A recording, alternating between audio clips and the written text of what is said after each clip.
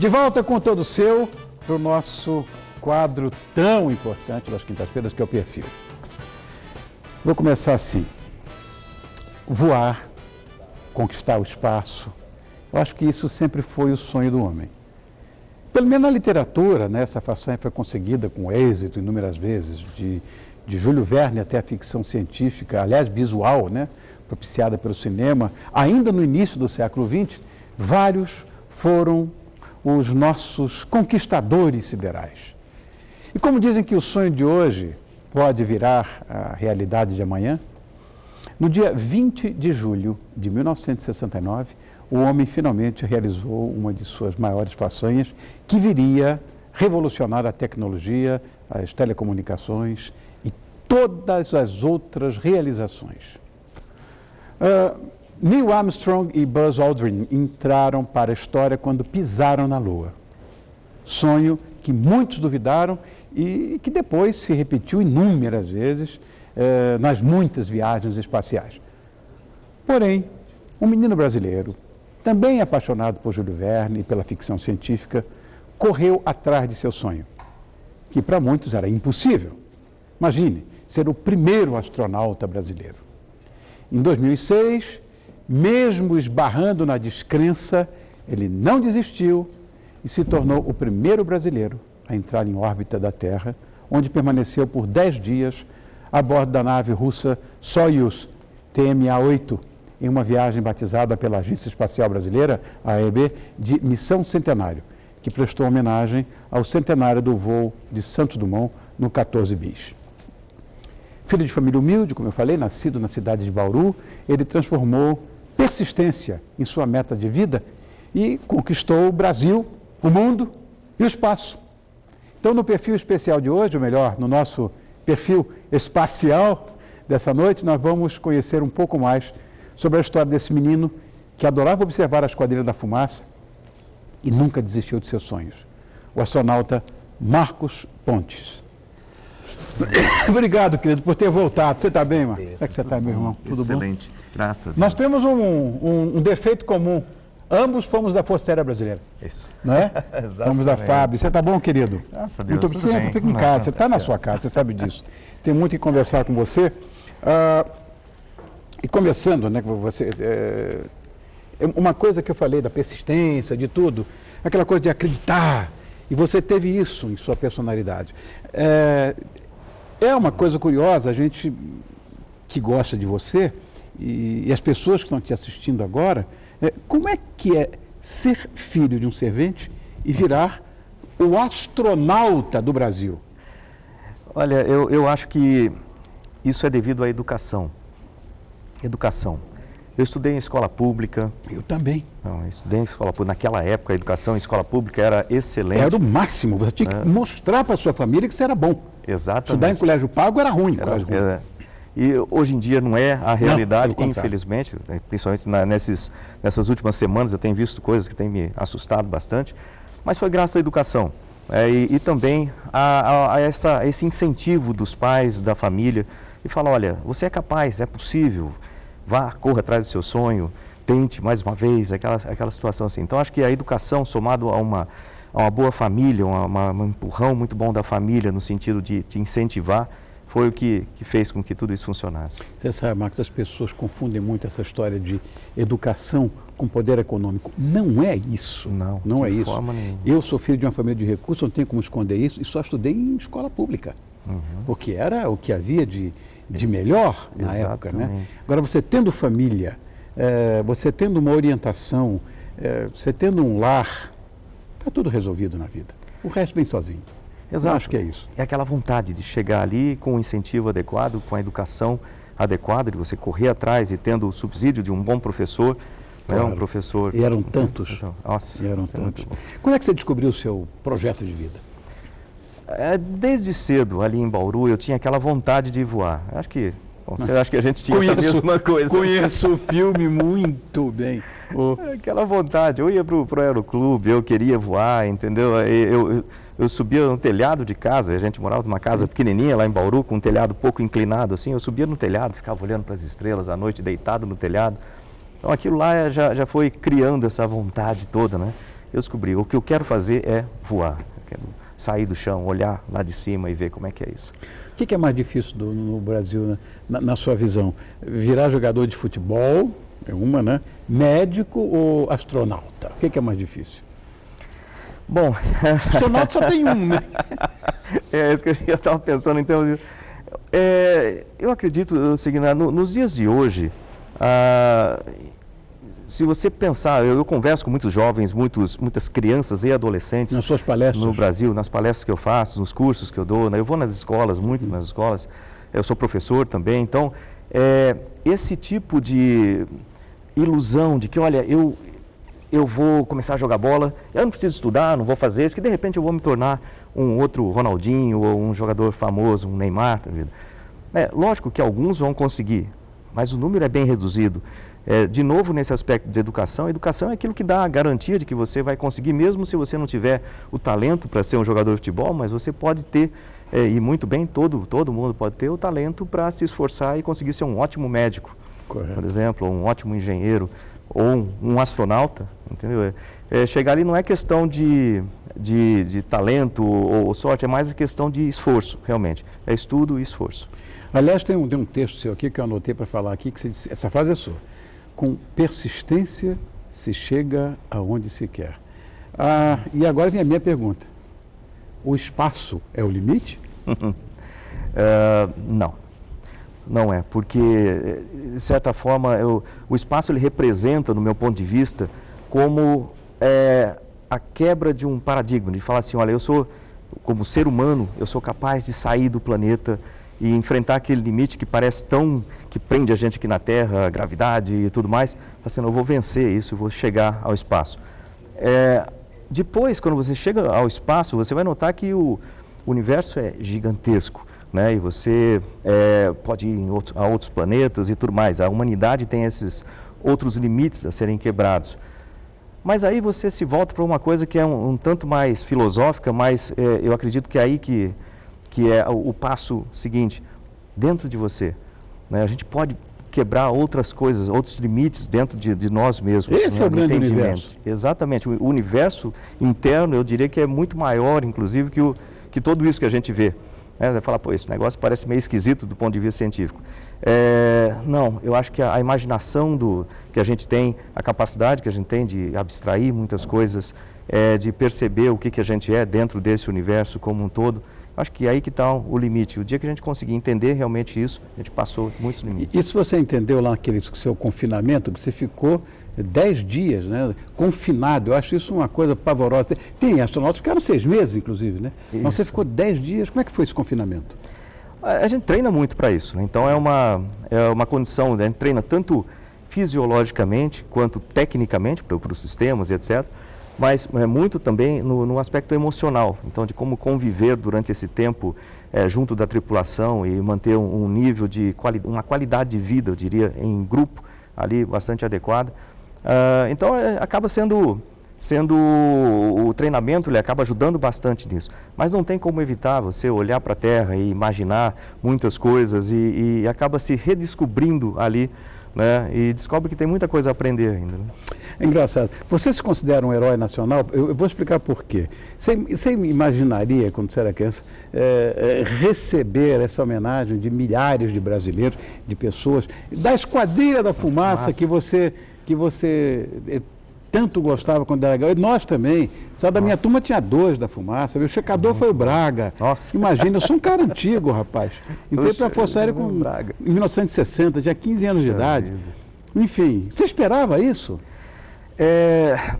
Para falar a verdade, não. Porque a gente está tão concentrado ali em realizar aquela missão. Quando eu fui selecionado, foi um concurso público, né, feito pela Agência Espacial Brasileira em 1998. Até então eu era militar da Força Aérea, capitão, trabalhava na divisão de ensaios em voo, né, piloto de testes. Então quando eu participei desse concurso e fui selecionado, aí eu passei a ter essas funções civis, né, de astronauta, que é a função civil, o que eu recebi ali naquele instante da seleção, do chefe de seleção, foi o seguinte: olha, eu estou te entregando agora uma mensagem a Garcia. É uma missão pelo país e para o país e levar a bandeira do Brasil pela primeira vez ao espaço nas mãos de um brasileiro. E isso vai exigir sacrifícios da sua parte.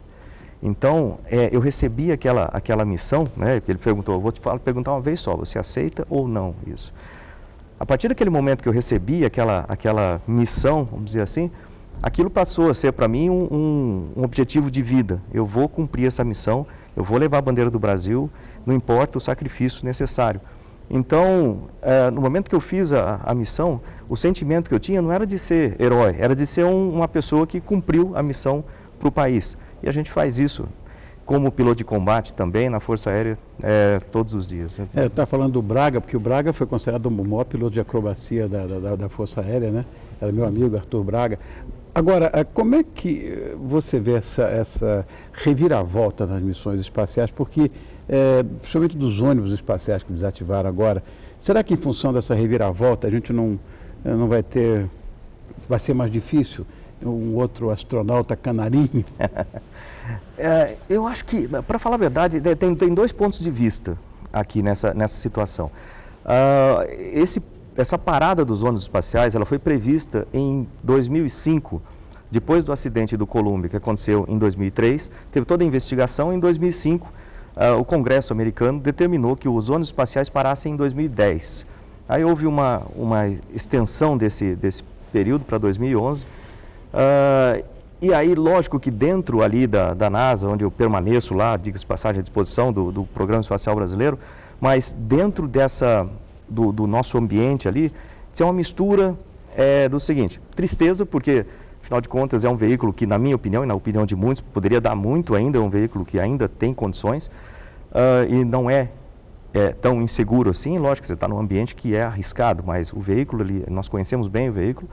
Por outro lado, essa parada do ônibus espacial é como uma maneira de forçar as indústrias, as empresas privadas a participarem do mercado espacial. Entendi. Então, parte dos recursos que eram destinados ao ônibus espacial vão ser canalizados pela NASA através de contratos com empresas privadas que vão oferecer não só o hardware, o equipamento, mas também o serviço.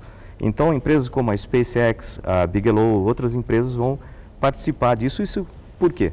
Você tem desenvolvimento das empresas, mais empregos e etc. Então, o sistema como um todo acaba facilitando nisso. Entendi. E com isso vai aparecer oportunidades para outras pessoas também participarem como astronautas profissionais.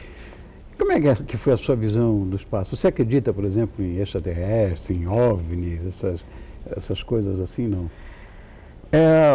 Depende. Eu acredito no seguinte: existe uma probabilidade muito grande de que exista vida fora do planeta Terra, né? Então, em outros planetas, em outros locais, no universo enorme. Não exatamente como nós entendemos, né, como vida aqui, né? E outra coisa, aí a gente pensa assim, bom, que essa vida pode ser qualquer coisa, pode ser uma bactéria, claro, lógico, pode ser qualquer... Pode existir vida inteligente? Sem dúvida, eu acredito na existência de vida inteligente lá. Aí vem aquela questão, eles vieram para cá, aí a gente começa a ficar meio preocupado pelo seguinte: tem